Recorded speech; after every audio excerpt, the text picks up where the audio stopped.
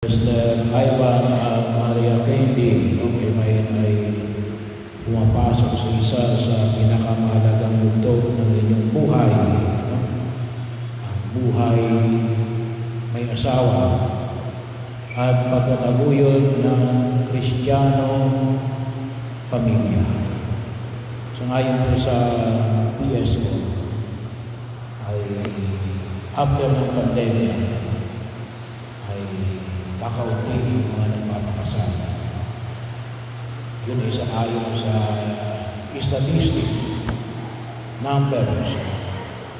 Hindi naman nila nalaman kung anong kadahilanan. Wala silang survey kung ano yung kadahilanan.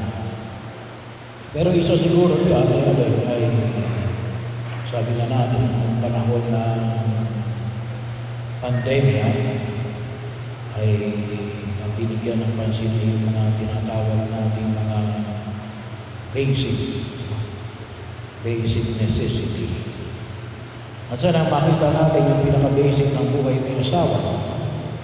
Kasi pagka yun ang binibigyan din natin ng pagkakahalaga sa luma, ay makasal kayo kahit simple lang.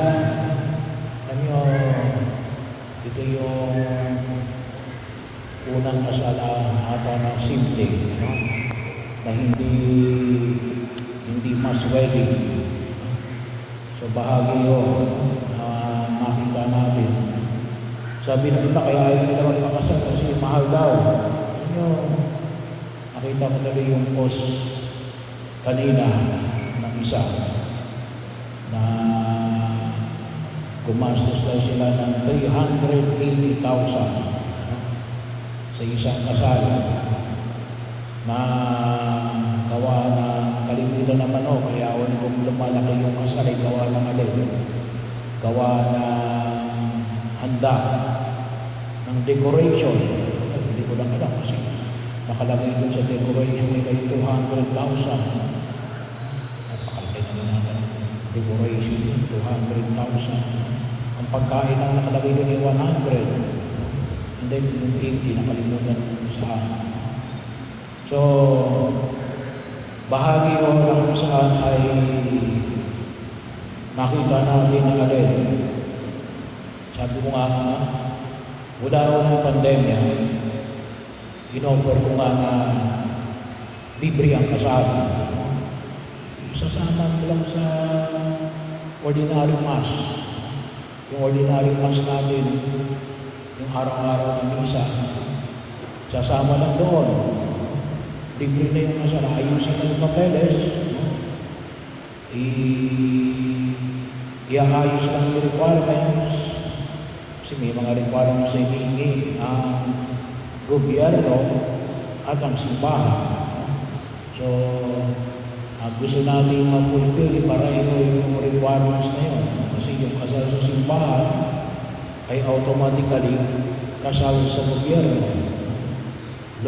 Legal.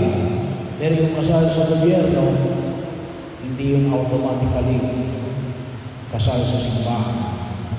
Pero kapag kayo kasal sa simbahan Katoliko, simbahan Katoliko, hindi ko sagot yung simbahan, ay automatically ino-comply yung requirements na hinihingi ng legal, tulad halimbawa ng marriage license. Requirements ito yung seminar sa gobyerno, iba yung seminar natin, iba yung seminar sa kanila. Kasi kukuha ka ng lisensya, hindi ka bibigyan ng lisensya kapag hindi ka nag-seminar sa kanila. So, bahagi yun. Kaya yung senoma, kunutusin, requirements ng gobyerno, hindi yung requirements ng simbahan. Yung requirement ng simbahan niya itatawag ka. So, katulad ng kay Maria Kendi, kasi nilungan. Doon ka ba nakatira? Hindi na. Kasi nilungan. Tinawag ka ba doon? Tinawag ka doon. So, requirement ng simbahan. Tatawag ka doon. Pero yun po, mula ho pagkatapos ng pandemya hanggang ngayon, ay wala pa ho nag-a-avail ng libreng kasal. So, anyway, sana po makita natin alin ano ba yung kahalagahan ng kasal sa simbahan. Ay number one ay alin, mamumuhay kayo sa grasya ng Diyos. Kasi hindi kayo magkakasala, wala kayong ilalabag na kasalanan. Hindi kayo lalabag sa ika-anim at ika-siyam na utos ng Diyos. So bahagi ho. So pagkakataon na kung saan ay mamumuhay kayo, tawag na natin ay living in the grace of God. At nayanaisin nyo natin, samahan kayo ng Diyos sa inyong pagkasama bilang isang mabuting Kristiyano. At sabi na ako minsan ano yung pinakamalaking protection? Yun ang pinakamalaking protection. Nasa grasya ka ng Diyos. Kaya ang tawag natin, kapag wala ka sa grasya ng Diyos, ang tawag natin, disgrasya. Yun ang ibig sabihin ng salitang disgrasya. You fall out of grace. Wala kang inadalang grasya. Sa mga nagsisimpang gabi o nagbibisa ni gabi ngayon sa araw na ito at dinadasal din natin sa ating pagdarasal ng Santo Rosario. Ang sabi natin kay Maria, Abagin kong Maria, napupuno ka ng grasya. Pero hindi lang si Maria ang napupuno ng grasya. Ang bawat katolikong Kristiyano nasa estado ng grasya ng Diyos napupuno ng grasya ng Diyos. Bahagi yun. Kasi hindi ko pwede na you are only half-filled grace. Hindi ko pwede na alahati lang yung grasya ng Diyos sa iyo. Hindi. Dalawa lang ang pwede mangyari. Either nasa iyo ang grasya ng Diyos o wala sa iyo ang grasya ng Diyos. Isa o bahagi na kung saan ay pinangalaga ng simbahan at napakahalaga sa buhay ng simbahan ang buhay may asawa at pagtataguyod ng pamilyang Kristiyano. Bakit?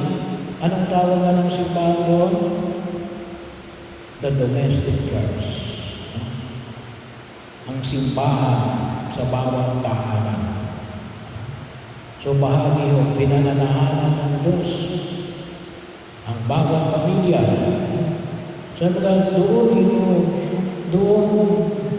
hinuhubog ang bawat Kristiyano. Doon higit natin may sa kalumparan yung alinyong mo, yung utos ng Diyos. Ano pa yung utos ng Diyos? Walang iba kundi yung ang utos ng pag-ibig. At yun ay yun ay higit sa lahat ay nakikita sa loob ng buhay ng asawa at pagtataguyod ng Kristiyano pamilya. Kung paano mag-ibigan. Bahagi mo yun na kung saan ay yun ang kununusin na. Kununusin, yun ang training ground natin. Kung paano umibig. Yung bawat pamilya sa kanatulong umibig. Di ba sa loob ng pamilya?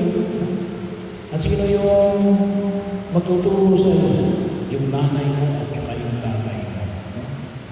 Hindi lang sa salita, ngunit maging bahagi ng iyong buhay. At yun ang bahagi natin, yung turo ng puso nila, yung pag-ibig natin, yung pag-ibig na nagbibigay ng sarili, ay saan yun? Ay hindi sa loob ng pamilya. Pagkakataon, kaya nga kung minsan, ay pinahalaga ng simbahan yung sakramento na ito at nawa makita namin na higit na pangalagaan at pahalagahan at pagyabunin natin bilang alin, dito natin higit na may papakita yung turo ng ating pananampalataya. Yung sinabi mo sa Ebanghelyo natin ngayon kay San Mateo, ang sino mang pinagsama ng Diyos ay huwag pag-iwalayin ng tao. So, kayo narito at nais nyo na kayo ay samahan ng Diyos. So, kayong dalawa. Ako lamang ay alin, ay kung tawagin natin, the official na magpapasilitate na inyong pagsasama bilang mag-asawa at magtataguyod ng Kristiyano pamilya. Anawa ay palagi ninyong hingin ang biyaya ng pag-ibig na yan ng Diyos.